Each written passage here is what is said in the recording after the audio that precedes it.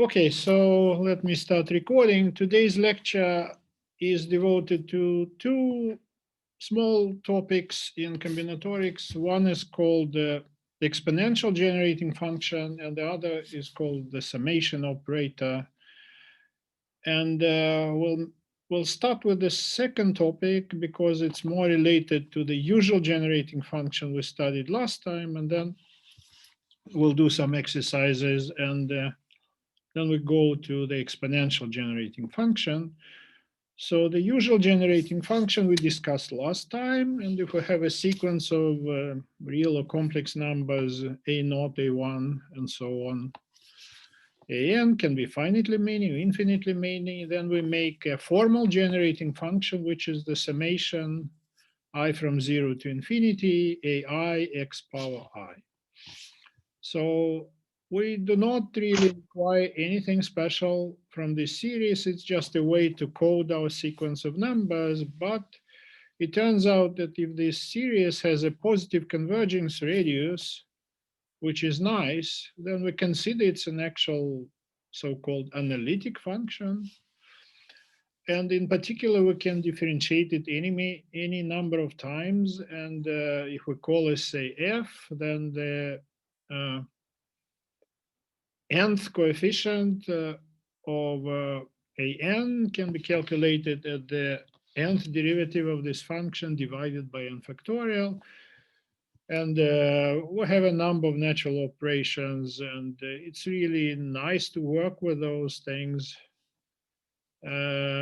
Say, sum of two integer sequences correspond obviously to the sum of the corresponding generating function. The product of the generating function, on the other hand, correspond to the so-called convolution. So if we're looking at the nth coefficient of the product of f and g, this would be a0 bn plus a1 bn minus 1 plus a2 bn minus 2, and so on. The last term would be an times b0. This is the so-called convolution operation.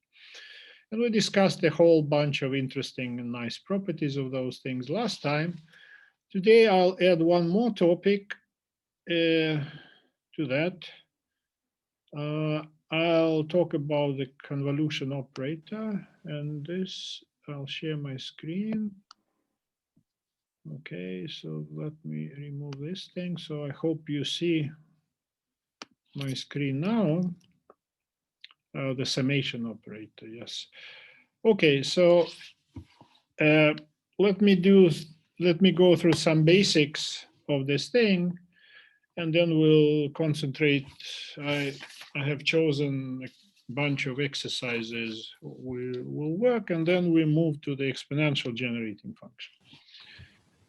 Okay, so the idea is that if we have a sequence a0, a1, a2, and so on with some generating function, say f, then we want to find the generating function for the sequence a0, then a0 plus a1. So we're adding two first entries of our sequence, a0 plus a1 plus a2. We're adding the first three, then the fourth three, and so on and so on. So what would be the generating function for those partial sums? And it's fairly obvious that this generating function would be f of x divided by y minus x. And the proof is that we expand the geometric progression 1 divided by 1 minus x as 1 plus x squared plus x cubed plus and so on. Yes. So that's the usual formula for the geometric progression. And if we multiply our original generating function, which is here, by this thing, we'll see immediately that the coefficients would be in the product would be exactly the numbers we're interested in. a0, a0 plus a1, a0 plus a1 plus n2, and so on.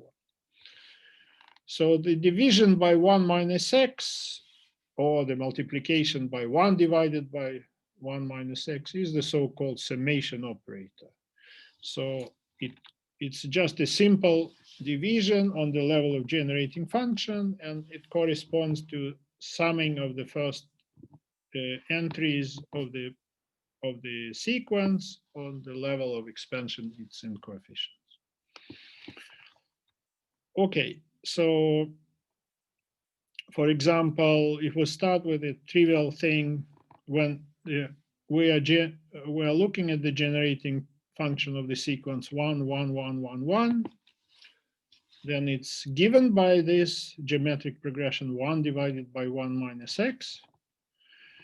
And if we divide again by 1 minus x, so we get 1 divided by 1 minus x squared. So by this previous result, which is a simple lemma, we'll get that 1 divided by 1 minus x squared will be the generating function of 1, 2, 3, 4, 5, and so on. And this we already seen in a previous example. Okay.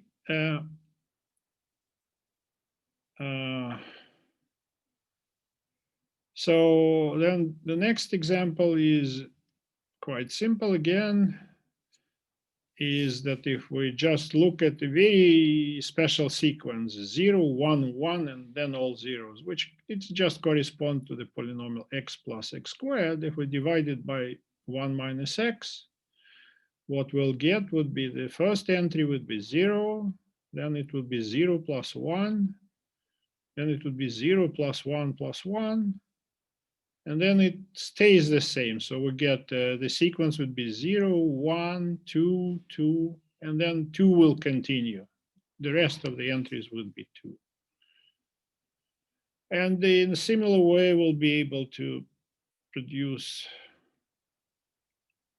a lot of simple examples. Maybe one more interesting case, it would be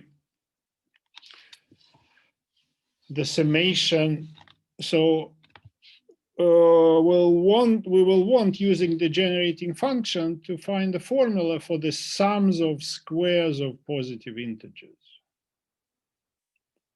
So we will want to use our tools to find the formula for this thing. This formula is very, very well known, and you can probably guess it yourself if you add up things on a computer and then try to use the method of mathematical induction. It will work as well. But here the idea is to try to use generating function to do that. Okay, we actually had already a previous example somewhere where we found the usual generating function for the numbers themselves, 0 squared, 1 squared, 2 squared, and so on, n squared. And we'll repeat it here again, and then we'll apply division by 1 minus x to get summation instead of individual entries. Okay, so how do we do this? We again start with the generating function 1 divided by 1 minus x, which is just the sum of powers of x, yes? And if we differentiate it and multiply it by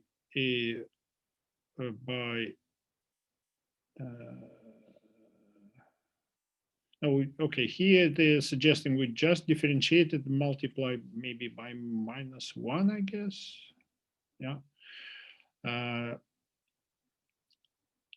No, we don't need just differentiate it. Just differentiate it, we'll get 1 divided by 1 minus I squared because we get 2 minus signs here. But then if we use the term-wise derivative, we'll get 1 plus 2x plus 3x squared plus x to the 4th. And if we multiply it by the additional x, we get the generating function for the numbers 0, 1, 2, 3, 4, and so on. Okay, now if we do the same trick again, namely if we differentiate this function and multiply it by an additional x, we get the generating function for 1 squared, 2 squared, 3 squared, 4 squared, and so on. This would be the same thing. It will generate 0 squared because it missed the constant term, then 1 squared, 2 squared, 3 squared, and so on. Okay, now what we want to do, we actually want to not just to look at the individual numbers in the form k squared, we want their sums.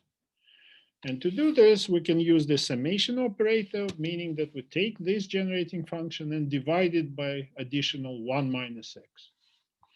So the total generating functions for the numbers we want would be x plus 1 divided by 1 minus x to the 4th power.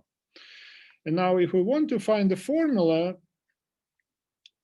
for the sum of the first n positive integer squares, we need to look at the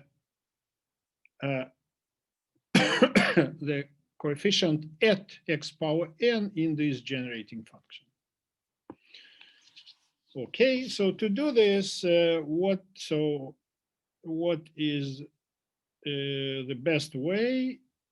Okay, so what do they suggest? So we have x times x plus 1 plus x and divided by 1 minus x power 4. Okay, so we keep this term here. And then let's see. So 1 minus x divide power minus 4. So we're using kind of the binomial theorem here, but not for the positive integer, but for the negative integer. But binomial theorem turns out into the expression for a whole binomial series when the power is not a positive integer, but can be any number. That's the usual thing maybe you have learned already when you talked about the Taylor series expansion, but it anyway, it reads the same. So it's the binomial coefficient minus 4 over 2 plus the next one minus 4 over 1 times our argument, which is minus x. Here we have minus 4 power 2 minus x squared and so on. Yeah, and then after some simplifications here, I don't want to go through them, we get this usual formula for the sum of the squares of the first natural numbers, which is n plus 1 to n plus 1 divided by 6. I think you have seen it before. And once you know this formula, it's really easy to prove it by induction. But here is the idea here is that we have to this thing fiddling with generating functions and the summation operator is kind of the way to get this formula without guessing, to get it in a more straightforward way instead of the usual induction. This considered as the usual induction exercises. We're trying to calculate some numbers at the beginning, and then we want to, once we guess the answer, we can prove it by induction. By guessing this kind of formula from looking at the first, I don't know, 4 or 5 numbers, it's not completely trivial how to do this. Okay, let me now maybe switch to my iPad, and I want to solve some of the exercises related to this section. Yeah, let me do that.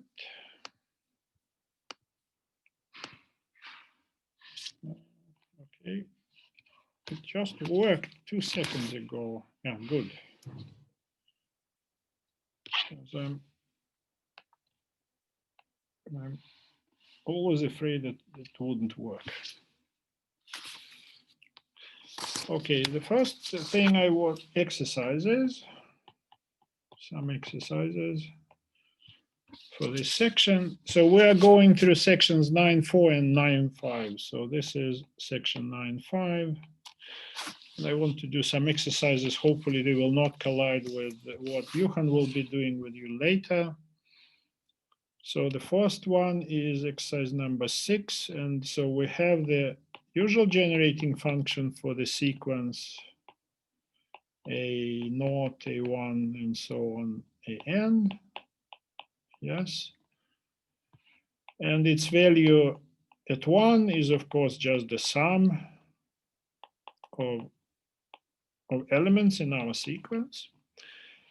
And now the question is verify that if we consider the function g of x, which is f of x minus f of 1 divided by x minus 1, it generates the sequence S0, S1, S2, and so on, where Sn is the following thing. It's a summation I from n plus 1 to infinity of our entries ai. I haven't done this exercise before, but I hope it wouldn't be so complicated. Yeah. So let's try to do this.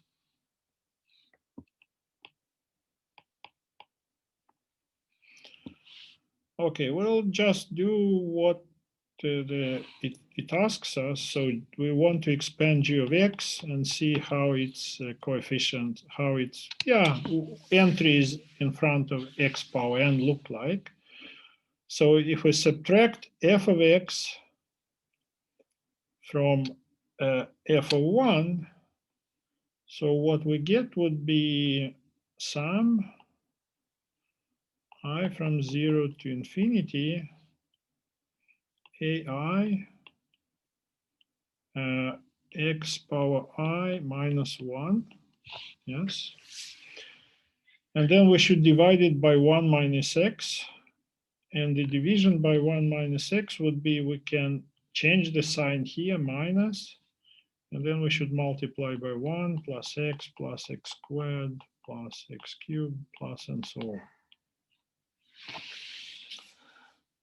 Okay, so let's see. So what we want to do, we want to look at the entries of this new power series expanded at the origin, and then we should take summation. So division by 1 minus x corresponds to the summation of the first entries of this thing. So let me first restructure it a little bit, change the sign, ai 1 minus xi, and then 1 plus x plus da da da da da. So what we want to understand, what is this in terms of, so I want to rewrite is that the sum, again, j from 0 to infinity, b j x power j. Yes, so once we know that those coefficients, then we can use summation formula. Okay, what are bj's? So let's see. So the coefficient, so what would be the coefficient of, okay, so it's the constant coefficient which changes a lot. The rest of the coefficient does not change that much. So we have, so our first coefficient would be sum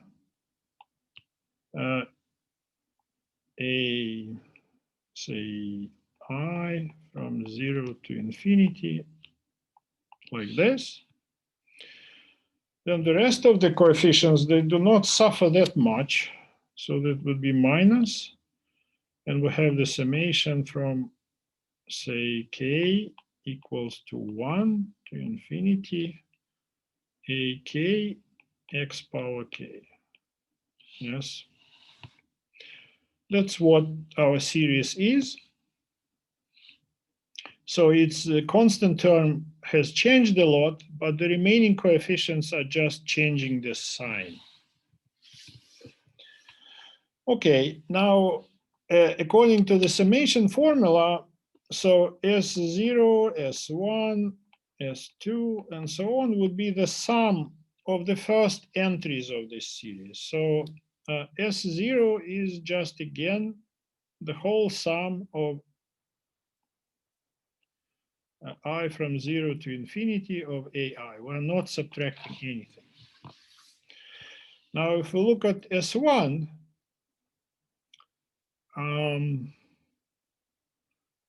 So we have to take the sum of the constant term and the next term. And the next term is just, let's see. So we have to eliminate the first two terms. So S1 would be, yes, it's just this thing. It's just exactly, we'll be removing S0, A0, and we'll be removing so it would be the sum I from 1 to infinity AI. We'll be getting away A0. For S2, we'll be removing the two first terms. It will be summation I from 2 to infinity AI, and so on. So the sum of the first n consecutive entries in the series would be just removing the first n entries from the summation of I from 0 to infinity, and this we can usually, and this we can obviously write down in this form. So we're just removing the first entry, so we're adding up the remaining entries, summing I from n plus 1 to infinity AI. So it definitely makes sense. Okay, let me do a couple of more exercises. This is number 7. It's quite easy. Find the generating function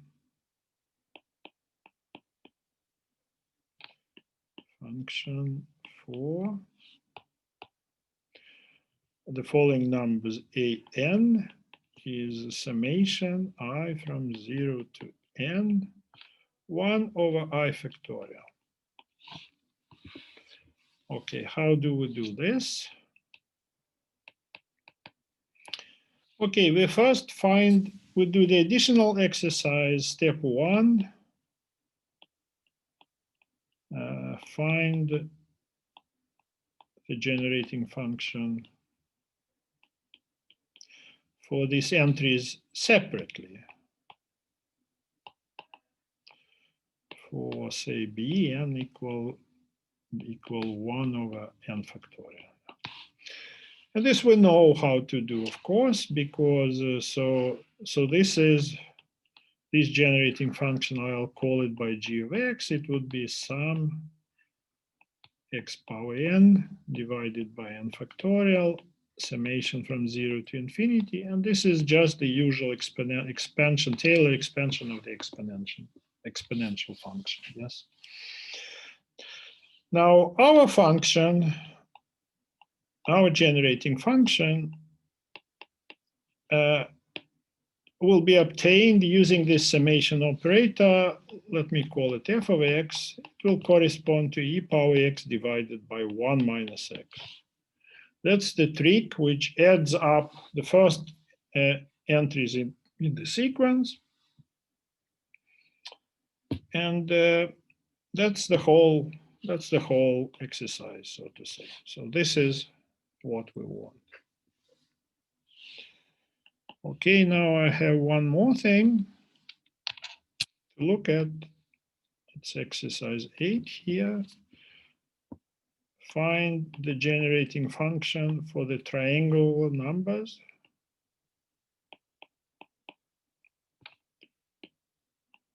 I recall what the triangular numbers are. And they are classically known starting from ancient Greece, where they were considered magical. So the triangular numbers are obtained in this way. So we're looking at the sequence of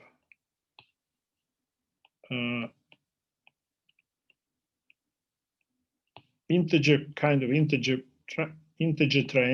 with increasing number of rows and columns. So I hope you understand what I'm doing. So I'll be counting the number of balls in such a configuration. So the first triangular number would be 1. Maybe I'll call it T1 is 1. Just this singular ball. So this T2 is 3. T0 we can also introduce. T0 is 0 by definition, just no ball. So T4, T3, I'm sorry, this would be 6. Now we're getting 10, and we'll be getting 15, and so on. So that's the number of dots in n by n triangle with integer, where in the first row we have 1 point, 2 points, 3 points, 4, and so on. And the last one will be n points. Okay, so the nth triangular number, of course, is the sum of 0 plus 1 plus 2 plus 3 plus plus n. Yes. And we know the formula for the arithmetic progression, of course. In this case, we don't need very highly sophisticated machinery to do this. The arithmetic progression formula will give us this answer. But let's find the generating function for these numbers using our technology. Okay, what is our technology? We first find the generating function for the numbers 0, 1, 2. So for those entries separately. And we already know that function, but we can do this again. And then we divide this generating function by 1 minus x, and we'll get the function we require. So step one, find the generating function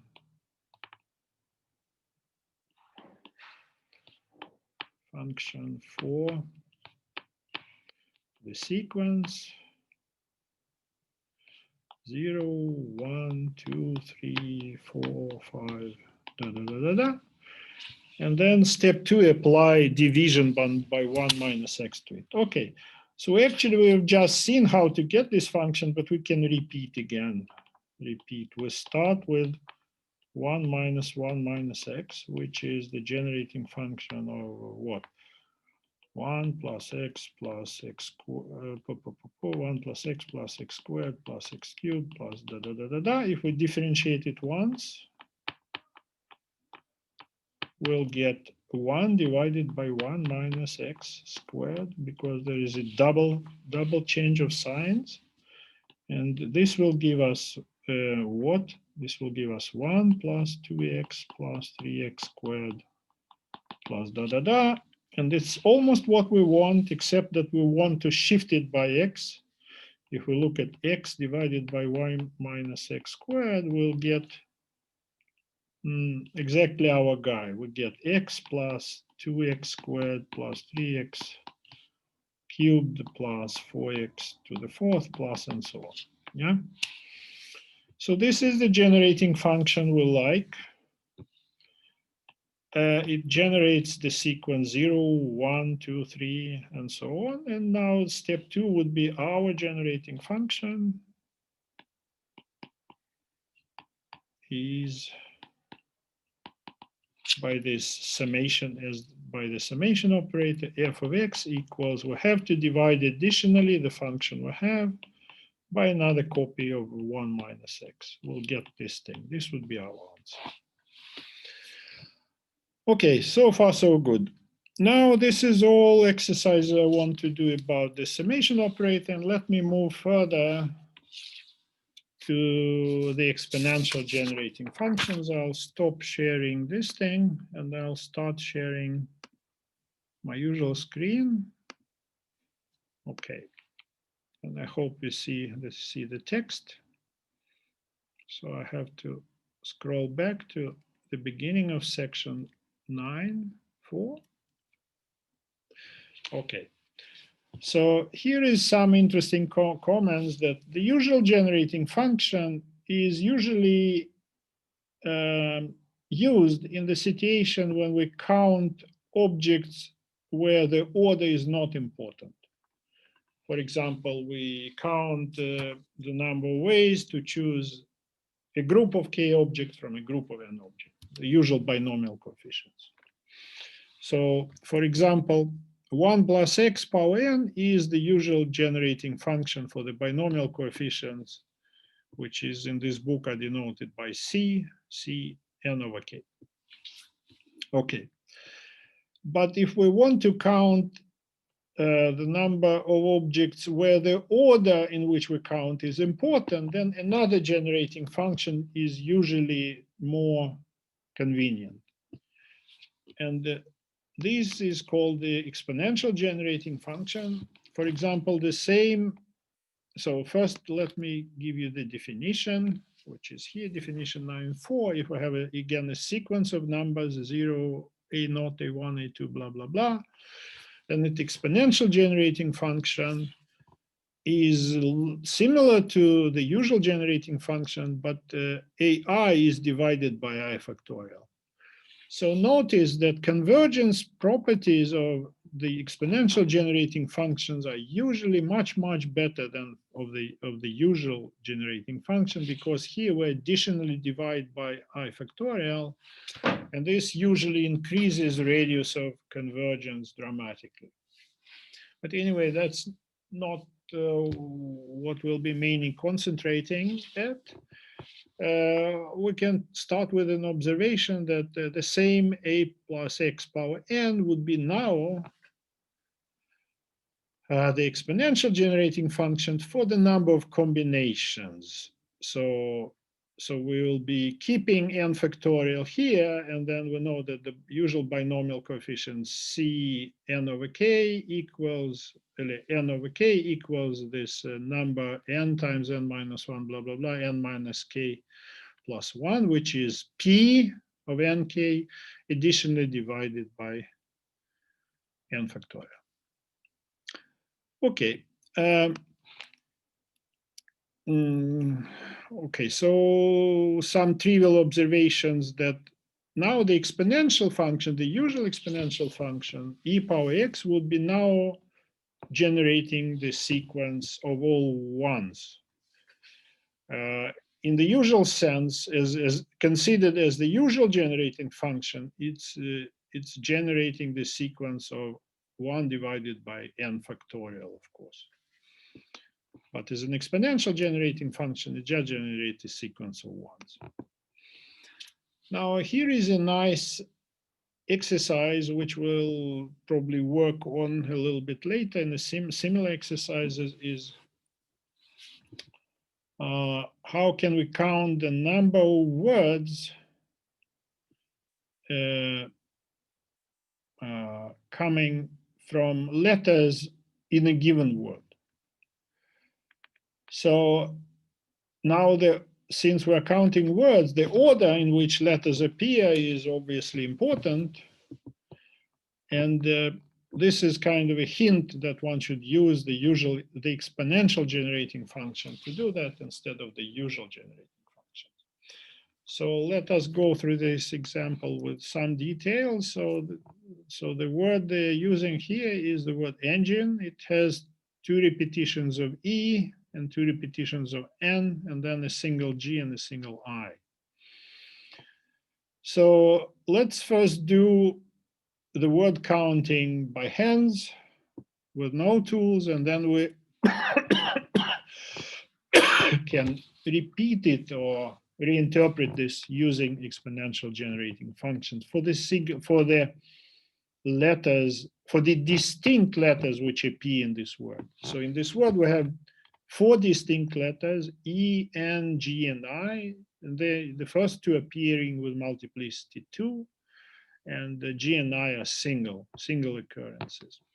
Okay, but let me first start. We'll be interested in words of length 4 here, but then later we'll probably can generalize it to words of any length up to 6, which can come out of letters contained in this original word engine.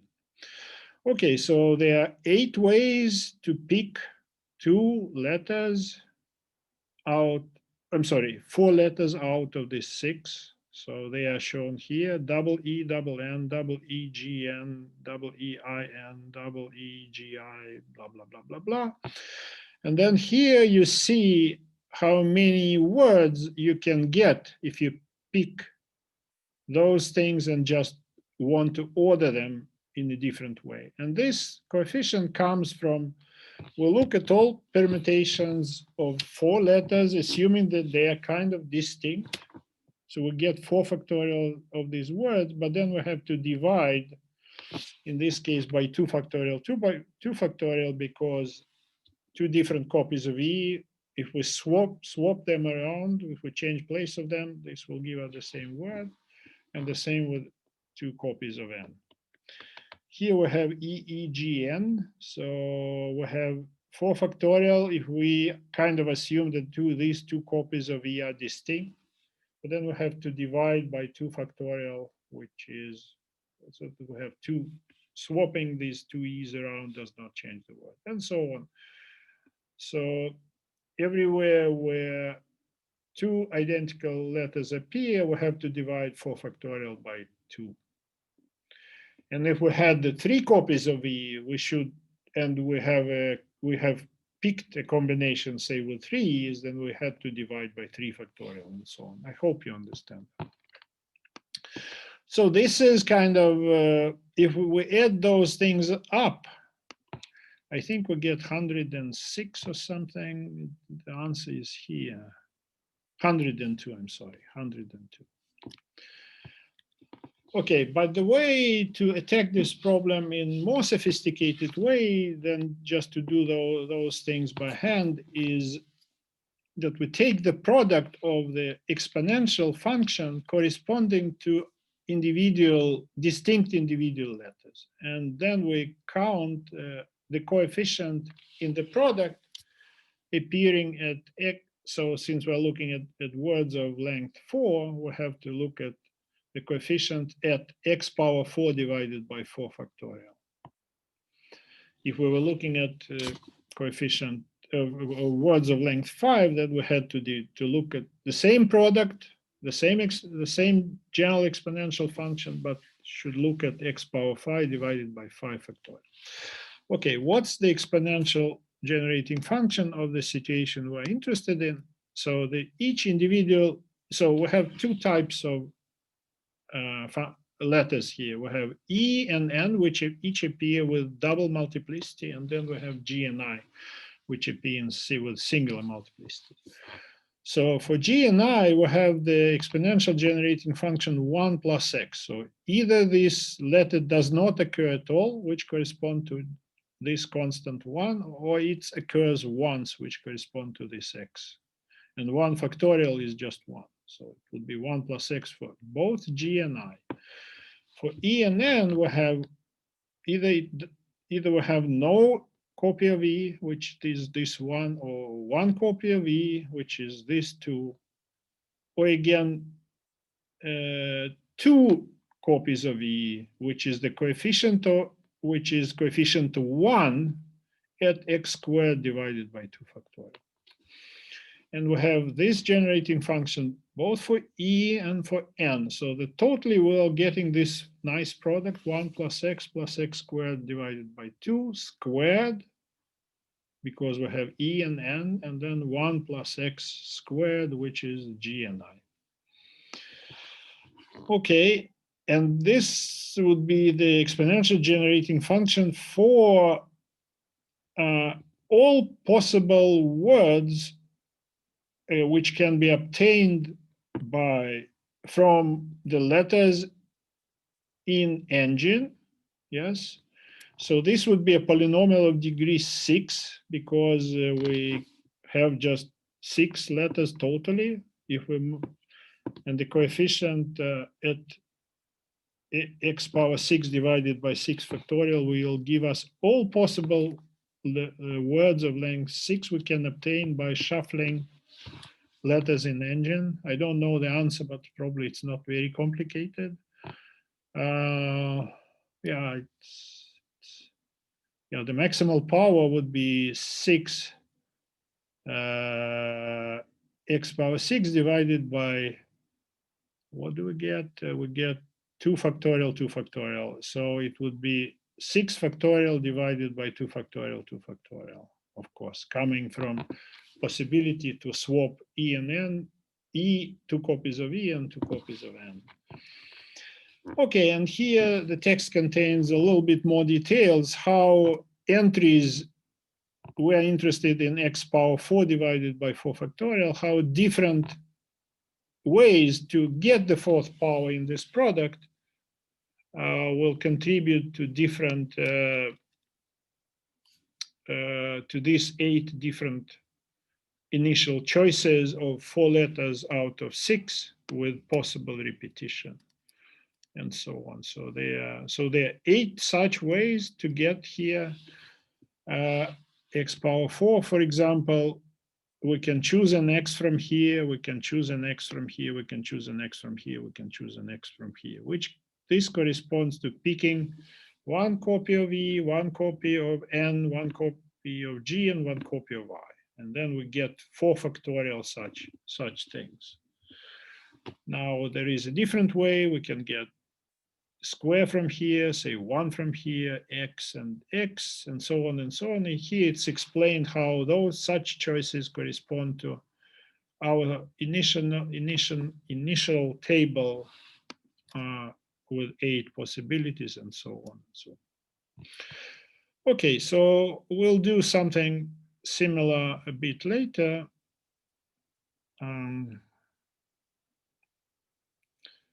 Yeah, so, okay, I think I'll round up quicker. Maybe we don't need to do the pause today, but we'll see.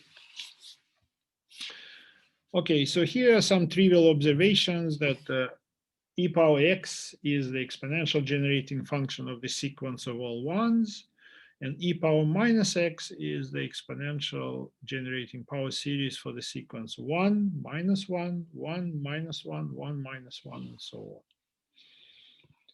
If we add them together, we'll get the sequence corresponding to twice the even numbers. So if we take the sum divided by 2, we'll get 1, 0, 1, 0, 1, 0. So it would be 1s at all even positions and 0s at all odd position. And if we'll substitute it, if we take the difference and divide by 2, we'll get again 1s, but now in odd positions, and 0s at even positions. And with this trick, it's the last, I think, exercise for today would be, yes, solving the following combinatorial problem using these things, which is that we have a ship and it has totally 48 flags, 12 of different 4 colors, red color, white, blue, and black. And then we have a, I don't know, a pole with 12 positions. So we can put a flag, one of our flags at each of 12 positions on the vertical pole. And this is usually done if you have any experience with boats. You probably know that in the old way to signal, from now we have radio communications and, I don't know, mobile phones and a lot of things. But in old days, especially when the fleet was mainly sails, they were using flags to communicate to each other. And flags are still important. Yeah, anyway. So we have a pole with 12 positions, and we have a lot of flags. We have 12 flags of each color, so we can in principle put all flags of the same color in these 12 positions. And we want to know how many combinations we can get in general of these 12 positions if we assume that we're using an even number of blue flags and an odd number of black flags. Okay, now the way they suggested to do this is the following. So the easiest would be, and will be solving our problem not just for 12 positions, but for n positions, at least till the n equals to 12, because then we can run into problem that we do not have. If we have more positions than 12, then we'll run into problem that we don't have enough flags to fill in all these positions. Anyway, okay, so for colors where we don't have a restriction of even on odd, our generating function would be just the exponential generating functions. For the colors, which colors do have red and white, where we don't have restrictions, our exponential generating function is just e power x, which is that. So we have, since we have two such colors, we have to take the product of two copies of e power x. Now, for those flags which we only can have even number of, which is blue, we have to take the generating function for ones in at all even, for all even numbers, and zeros at all odd numbers. And that's exactly what you have. It's it's e power x plus e power minus x 1/2, which gives us this thing. So this is the exponential generating function for one at each even position. And finally, for the remaining color, which is black, we have to have the exponential generating function for ones in each all position, and this is this thing. It's e power x minus e power minus x 1/2. So the total generating functions for our kind of combinations of signals would be e power x squared, this thing, and this thing. And we can fiddle a little bit with this, and we'll get 1/4 of e power 4x minus 1, which is fairly straightforward rewriting of this thing. Okay, if we want to know the concrete coefficient, because we want to know how many answers we get for 12 for 12 how the empty places, for 12 places to put our flags in. So the Taylor series for e power 4x is obvious. It's straightforward. It's just this guy up to the coefficient 1/4, which we have in front of here, and we have to remove the constant term because we have an additional -1 here. So that would be our total answer. And we want to have a look what happens at power x power 12 and the coefficient at x power 12 divided by 12 factorial, which gives us 4 power. If we look carefully, it would be 4 power 12 here, but then we have to divide by 1/4. We get 4 power 11 possibilities, which is enormous number. You'll never use that many, of course. Okay, but in principle, you have a whole bunch of possibilities to have signals coming from just 4 colors of flags, and with an additional restriction of one color being even number and another color being odd. It's still an enormous number. Okay, so I guess this is what I want to do. I want to do some exercise maybe related to this section, and it will maybe take some 5-10 minutes additionally, and then we'll round this up, and then we'll have some time till your exercise session starts. Okay, so let me now share with you my iPad again, and we'll do okay, we'll do some more exercises from this session, from this section 9.4. Exercises from 9.4, and I picked 2 of them. Okay, so this is exercise number 6. Find the exponential generating function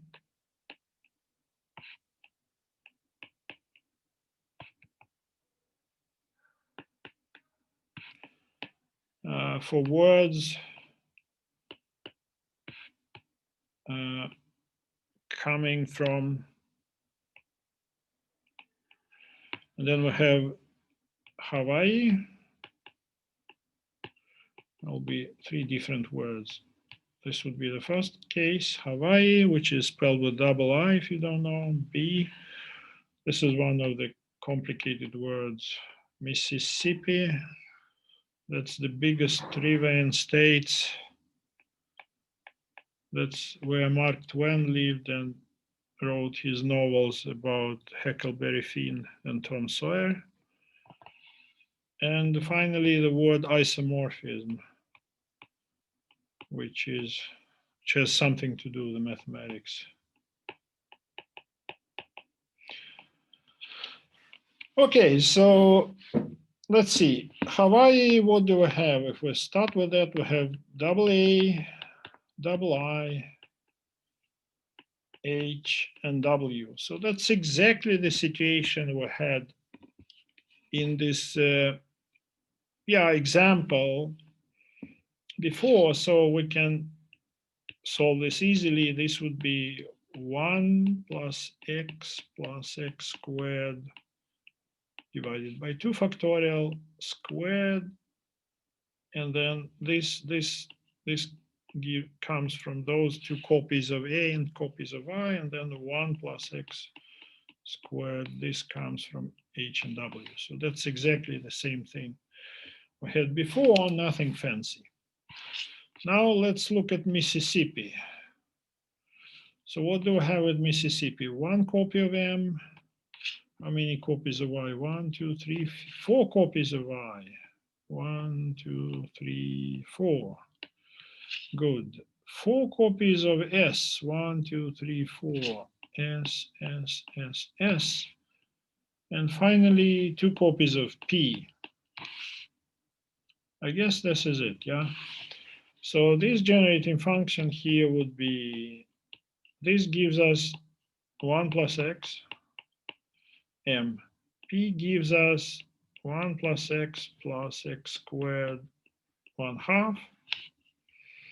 Now these 2 guys, I and S, each of them will contribute to the following: 1 plus x squared divided by 2 factorial plus s cubed divided by 3 factorial plus x4 divided by 4 factorial. And since we have 2 of them, we have to take this squared. So this rather unpleasant long polynomial would be the generating function for the Mississippi. Now, for the isomorphism, the situation is much easier because there are not so many repetitions here. We have double I, we have double O, we have double M. So do we have any further? Double S also, yes. Isomorphism. What I'm missing, 1 R and 1 P, I guess. Yes, 2 I's, 2 O's, 2 M's, 2 S's. Okay, so now this generating function then would be H as well. H, yes. So thank you. H is a single H. Yes, good. Thank you. So we'll get the 1 plus x power 3 coming from singular letters, R, P, and H. Then we get 1, 2, 3, 4 copies of 1 plus x squared 1/2 power 4. And that's the whole thing. Okay, one more small exercise and we'll be done for today, which is number 8. And this is the exercise about the product of exponential generating functions. What happens? Okay. So we know what happens if we take the product of the usual generating functions. What do we count? We'll count kind of convolutions. Now, what about here? So we have a sequence A0, A1, da da da da da, and B0, B1, da da da da da. So here we have the exponential generating function, which is f. And here we have the exponential generating function, which is g. And our exercises show that their product, h of x, which is f times g, is the exponential generating function for the following interesting sequence. It actually appears a lot in mathematics. I'm not sure maybe that you have seen it before, but I actually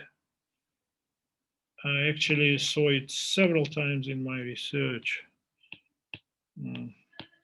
So C0, C1, C2, C3, da da da, where Cn given by, it's kind of convolution, but it's weighted with binomial coefficients. It's sum I from 0 to n, the product of ai, bn minus y. That's what we have in the usual generating function, but it additionally comes with a binomial coefficient. I choose I. And this works for any positive integer, no negative integer. Okay, let's try to do this. Let's see if we can manage that. Yeah. So what we should do, so we're writing our generating function. So a0 plus a1x plus a2 x squared 2 factorial plus a3 x cubed 3 factorial. Da, da, da, and this is multiplied by similar expressions with b's instead of a's.